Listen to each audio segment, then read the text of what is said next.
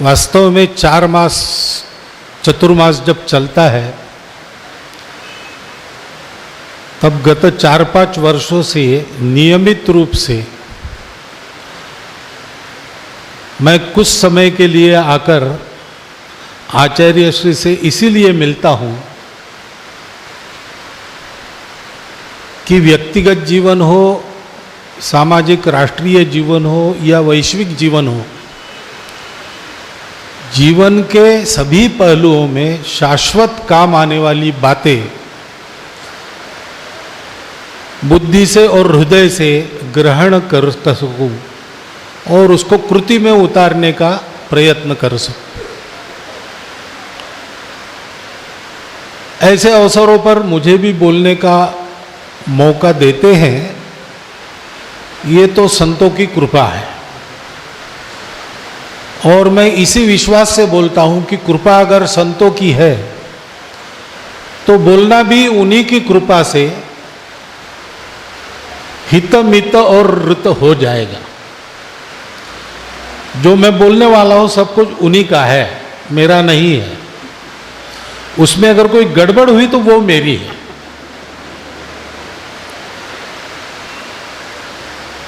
किसी भी कार्य को, व्यक्तिगत कार्य हो, सेवा का कार्य हो, राष्ट्रीय सामाजिक कार्य हो या वैश्विक कार्य हो, संपन्न करने के लिए शक्ति आवश्यक है। लेकिन बिना दिशा के शक्ति का कोई उपयोग नहीं। शक्ति को दिशा देने वाला अनुशासन है। ये बात आपने सुनी। बिना अनुशासन के शक्ति दिग्दर्शित नहीं होती, तो उसका सदुपयोग नहीं होता। दिशा गलत हो गई, दुरुपयोग होता है। दिशा नहीं रही तो शक्ति संचय का कोई अर्थ नहीं। इसलिए अनुशासन आवश्यक है और बिना संयम के अनुशासन संभव नहीं, क्योंकि वास्तविक अर्थ में अनुशासन बाहर से लादा नहीं जा सकता, उसको अपने अंदर से आना पड़ता है। और ये बात व्यक्तिगत जीवन के जैसी या उससे भी अधिक राष्ट्रीय और सामाजिक जीवन में सत्य है। एक व्यक्ति अनुशासन पालन करके चलने से देश का जीवन अनुशासित नहीं बनता, वो सबको पालन करना पड़ता है। और सबसे अनुशासन का पालन करवाना किसी संगठन के द्वारा, किसी सेना के द्वारा, किसी पुलिस बल के द्वारा, किसी सरकार के द्वारा असंभव बात है। समाज का प्रत्येक व्यक्ति संयमित बनता है, ऐसा वातावरण चाहिए। उसका बड़ा महत्व है। देखिए, हम विचार करते हैं, अभी कहा गया कि आध्यात्मिकता ये भारत का वैशिष्ट्य है।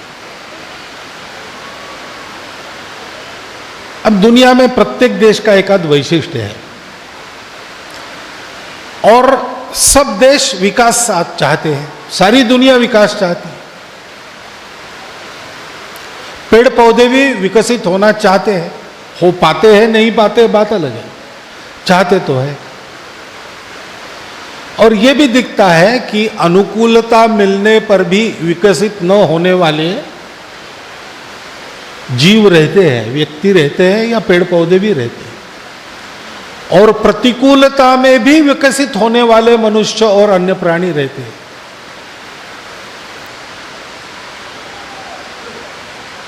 कारण क्या है? कुछ अंदर की उत्कटता के साथ जो प्रयास होता है वो विकास करता है। लेकिन विकास क्या है?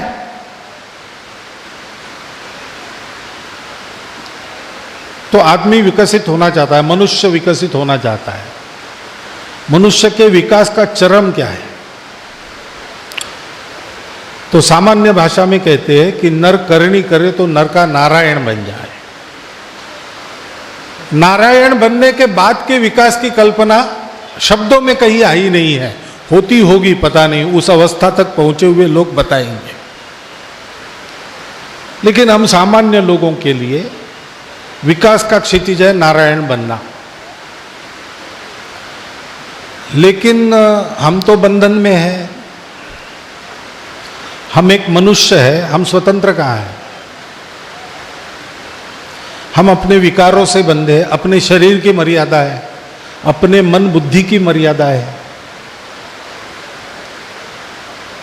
और आदमी इसमें उसको इन मर्यादाओं को विकसित करने का प्रयास करे, उसको बड़ा बनाने का, मन को, बुद्धि को, शरीर को बड़ा सामर्थ्यवान बनाने का प्रयास करे, तो भी जगत की मर्यादा है।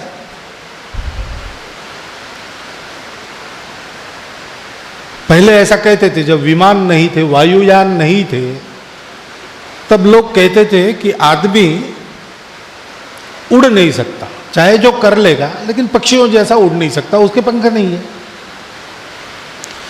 अब अपनी बुद्धि से मनुष्य ने उस समस्या पर मात कर दी, बात अलग है। परंतु जगत की मर्यादा का अनुभव तो होता है,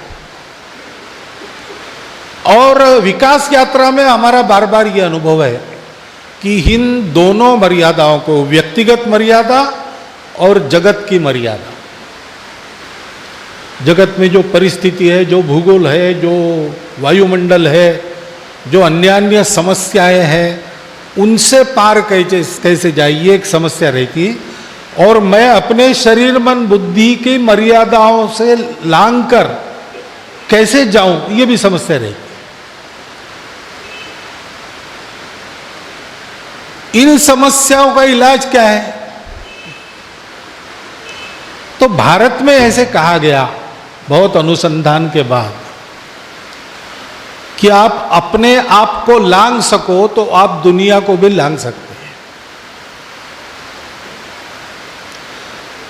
दुनिया जीतना इतनी महत्व की बात नहीं है जितनी खुद को जीतना महत्व की बात है, क्योंकि जो हमारे अंदर है वो सारी दुनिया में है। हमारे अंदर है, उसको हम जीत सके, सारी दुनिया में है, वो भी हमारे सामने विजित होकर नम्र हो जाएगा। और इसलिए हमारे पुरखों ने अंदर देखा, अंदर देखा। जो बाहर देखने वाले हैं उनके शास्त्र को आधि भौतिक शास्त्र कहते हैं, आजकल की भाषा में विज्ञान कहते हैं। और जो अंदर देखते हैं, जिसको आजकल की भाषा में ज्ञान कहते हैं, वो अंदर, स्वयं के अंदर पर अधिष्ठित होने के कारण अध्यात्म हो गया।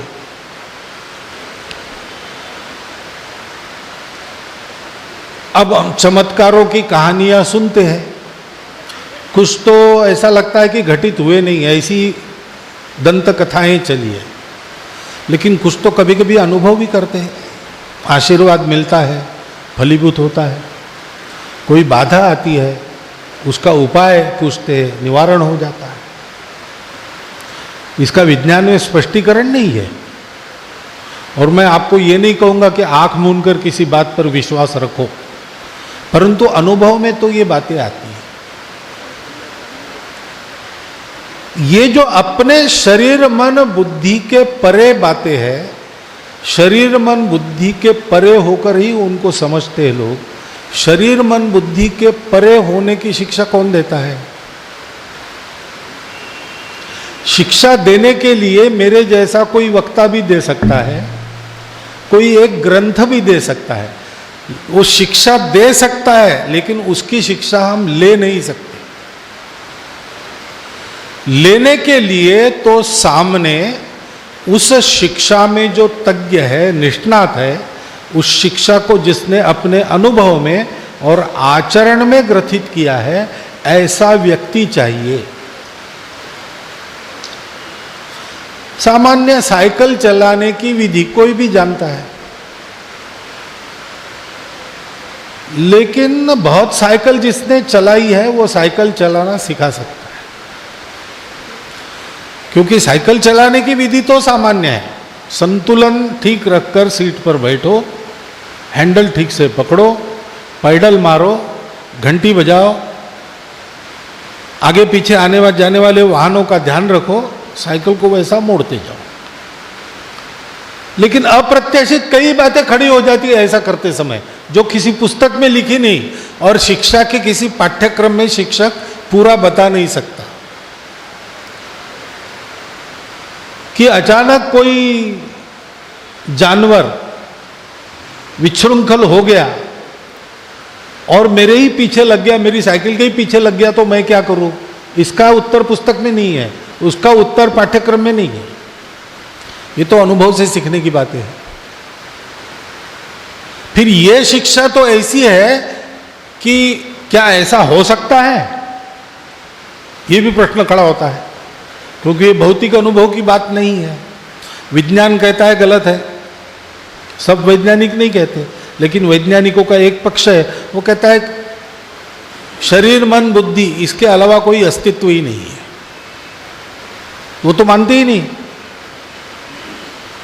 ऐसी दुनिया में रहने वाले व्यक्ति को ये विश्वास और नहीं उसके परे कुछ है, और वहां स्थित होने के बाद या उसके भी परे जाने के बाद हमको स्वयं पर पूर्ण संयम प्राप्त हो सकता है, जिससे ऐसे अनुशासन में मैं आचरण कर सकता हूं कि जीव और जगत की मर्यादाओं के ऊपर होकर मैं अपने आप को मुक्त स्वतंत्र कर सकता हूं और वास्तविक अर्थ में विकास कर सकता हूं। इसको अपने जीवन में प्रत्यक्ष करने वाले हमारे सामने इस गुण संपदा के साथ सतत विचरण करते हुए उनको अपने लिए कुछ नहीं पाना है और कुछ नहीं करना है, परंतु केवल लोकहित बुद्धि के कारण हम लोगों में रहकर हमको इस शास्त्र को सिखाने वाले जो लोग हैं उनकी परंपरा भारतवर्ष में अखंड है, उन्हीं को हम संत कहते हैं। संत नहीं होते तो वास्तविक विकास का होना संभव नहीं था। देखिए, दुनिया के अनेक देश विकास कर रहे हैं। आज की तारीख में हम उतने विकसित नहीं हैं, बाहर देश बहुत विकसित है। लेकिन जिस सुख के लिए इस विकास को मनुष्य चाहता है वो सुख मिलता नहीं। 400-600 साल खेती करते हैं, जमीन बंजर हो जाती है। विज्ञान के आधार पर नई तकनीकी का विकास करते हैं, मनुष्य में रोगों का प्रादुर्भाव, नए नए रोगों का प्रादुर्भाव हो जाता है, पर्यावरण की समस्या खड़ी हो जाती है। भारतवर्ष में 10,000 वर्षों से खेती चल रही है, जमीन की उर्वरता कम नहीं हुई। अब हमने दूसरे देशों के उस तथाकथित विकसित तंत्र को लाया तो खराब होने लगी। उसके पहले इतने हजारों साल से खेती चल रही थी, कहीं कोई समस्या नहीं थी। विषमुक्त खेती हम करते थे, विषमुक्त अन्न हम खाते थे, पूर्ण विकसित होते थे, संपूर्ण दुनिया में सब मामलों में शिखर पर थे। और ऐसा होने के बाद भी हमने किसी पर अत्याचार नहीं किया, हमने मुक्त होने का ही प्रयास किया और सबको मुक्त करने का ही प्रयास किया। इस वास्तविक विकास को हम अपने भूतकाल में कर पाए, इसका कारण क्या है? इसका कारण इस संत परंपरा का हम में विद्यमान होना और इस संत परंपरा के दिग्दर्शन के अनुसार हमारा चलना, ये है। ज्ञानेश्वर महाराज महाराष्ट्र में हो गए, उन्होंने एक बड़ा ग्रंथ लिखा, भगवद गीता पर टीका लिखी ज्ञानेश्वरी नाम की, उसका प्रवचन किया। और वो प्रवचन समाप्त होने के बाद, ग्रंथ की पूर्ति होने के बाद भगवान से प्रसाद मांगा, सारे विश्व के लिए मांगा। वो किसी एक व्यक्ति, एक संप्रदाय, एक देश के लिए नहीं मांगा। दुष्टों का टेढ़ापन चला जाए, अपने धर्म को सारा विश्व पहचाने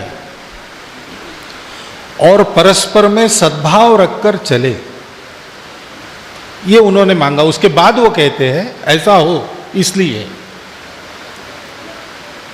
कि ऐसे जो सत्यनिष्ठ लोग हैं,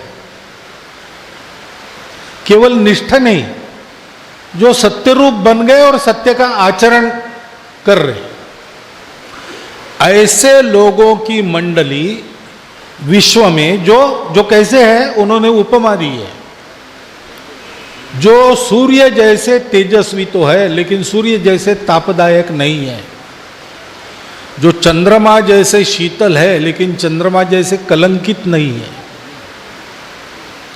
जो सबके लिए सदा सर्वदा सज्जन है, जैसे वो सबके अपने आप्त है, रिश्तेदार है। ऐसे लोगों की मंडली जो मानो चलने बोलने फिरने घूमने वाले कल्पवृक्ष है, चेतना चिंतामणि स्वयं है,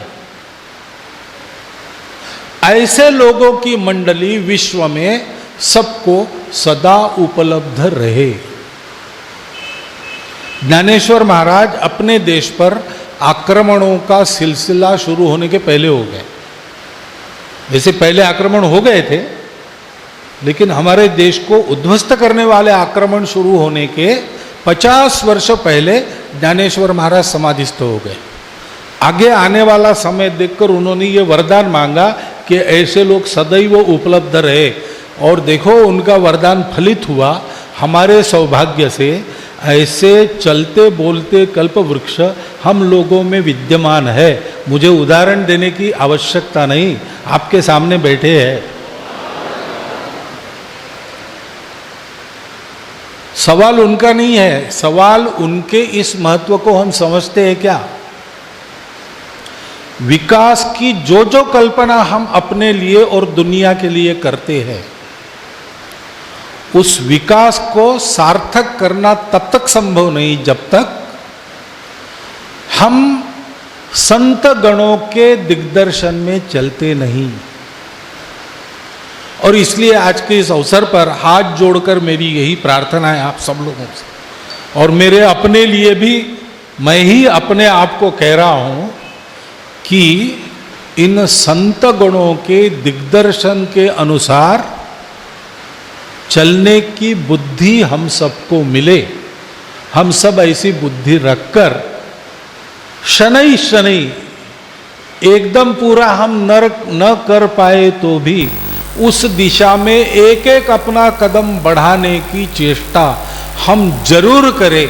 इतना एक अनुरोध आपके प्रति रखता हूं और कृतज्ञता आप सबके प्रति व्यक्त करते हुए मेरे 4 शब्द समाप्त करें।